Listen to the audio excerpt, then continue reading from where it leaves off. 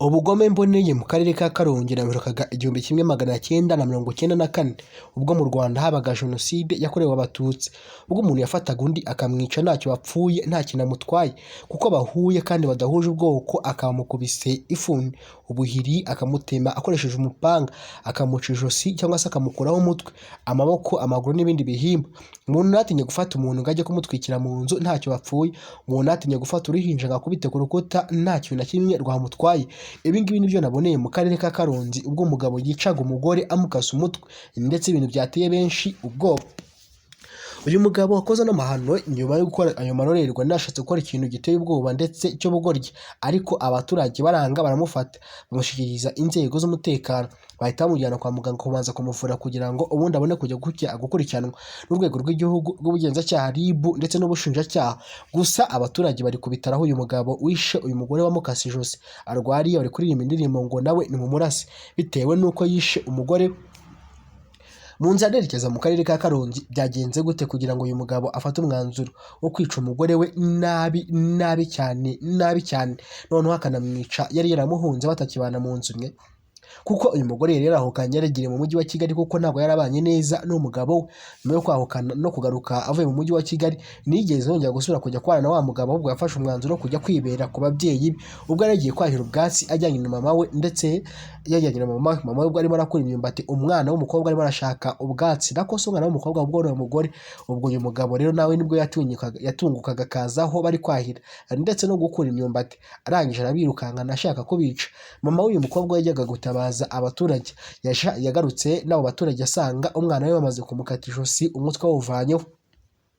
Uyu mugabo nawe kubona abaturage baje yahise akora ikintu giteye ubwoba cy'ubugoryi, afata icyuma akitera mu ijosi. Reka nkugezeho inkuru irambuye. Niba ntacyo bigutwaye kanda buto yanditseho subscribe, niba ntacyo bigutwaye kanda share kusharinga inshuti zawe abandi bumva ayo makuru, niba nta kintu bigutwaye kandi kanda subscribe, niba nta kintu bigutwaye jya muri comment uduhe ibitekerezo byawe, niba ntacyo bigutwaye ino video yacu wayihaye like, ntacyo bidutwaye natwe tukazajya tukugezaho amakuru umunsi ku wundi ko ntacyo natwe bidutwaye. Nguhaye ikaze. Karongi umugabo arakekwaho kwica nabi umugore we, abaturage batabaye ndetse nawe yitera icyuma ashaka kwiyahura. Uyu mugabo witwa Bakundukize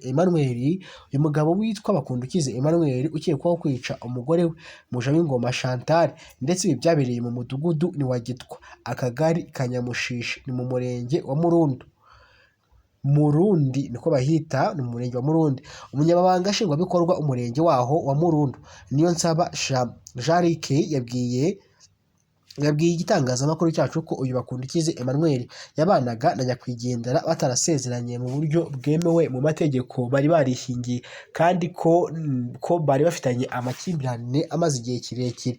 Ati byageze naho Mujawingoma Chantal afata umwanzuro wo guta umugabo we akamuhunga akigira mu mujyi wa Kigali kwiberayo ndetse no gukorayo. Gitifu Niyonsaba, uyu ndavuga Niyonsaba wa Mugitifu, avuga ko nyakwigendera yaje kugaruka mu rugo iwabo ubwo yari avuye i Kigali, ndetse yaragiye kwiyahirira ubwatsi ndetse bw'amatungo. Ubwo yagarutse iwabo nyine yagiye kwahira ubwatsi bw'amatungo mu murima, ndetse ari kumwe na mama we umubyara, nawe warimo ukura imyumbati, ndetse n'umugabo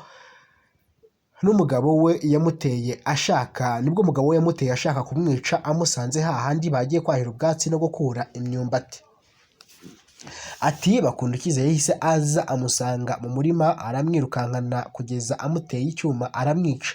Niyonsaba avuga ko uyu mugabo ukekwaho kwica umugore we yabikoze umubyeyi wa Mujawingoma yagiye gutabaza mu baturage. Abatabaye basanze Bakundukize yarangije kwica uriya mugore we. Akomeza avuga ko icyakora Gitifu Niyonsaba yavuga ko Bakundukize yabonye abaturage bagiye kumufata yitera icyuma mu muhogo ariko ntiyapfa. Gitifu avuga ko ibi abaturage bahise bamufata bamushyikiriza inzego za polisi na RIB, zimujyana mu bitaro bya Kibuye kugira ngo yitabweho mbere y'uko ashyikirizwa ubugenzacyaha. yavuze ko umurambo wa Mujawingoma Chantal wajyanywe mu bitaro bikuru bya Kibuye kugira ngo ukorerwe isuzuma ubundi umuryango we ubone kujya kuwushyingura. Gitifu yasabye abafite ingeso yo kuyireka ahubwo ababwira ko mu gihe hari ibyo batumvikanyeho bajya babishyikiriza inzego kugira ngo zibafashe kubikemura kuko kwihanira bihanirwa n'amategeko. Cyakoze Bakundukize Emmanuel n'uwo bikekwa ko yishe nta mwana n'umwe bari bafitanye ngo bamusige gutya.